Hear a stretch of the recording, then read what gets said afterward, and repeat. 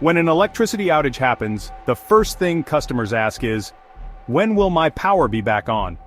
The estimated time of restoration, or ETR, is the key to answering that question. ETR is calculated based on three key factors: queue time, travel time, and repair time.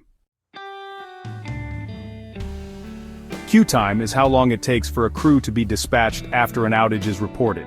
It depends on the number of active incidents, their priority level, and workload balancing in the system. For instance, a high-priority outage with 40 active cases may have a queue time of 120 minutes, while a lower-priority outage with thousands of cases could have a queue time of up to 48 hours. Travel time is how long it takes for crews to reach the fault location. It varies based on distance, road conditions, and traffic levels at different times of the day.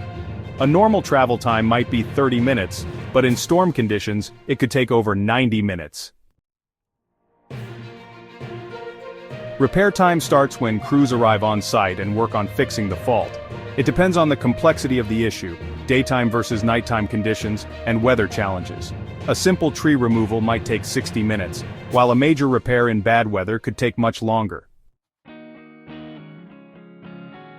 So the complete ETR formula looks like this. ETR equals current time plus queue time plus travel time plus repair time.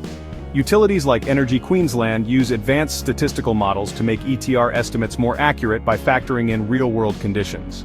With better ETR predictions, customers stay informed and restoration efforts become more efficient. Electricity restoration is a complex process, but accurate ETR calculations help keep customers informed and the power grid running smoothly.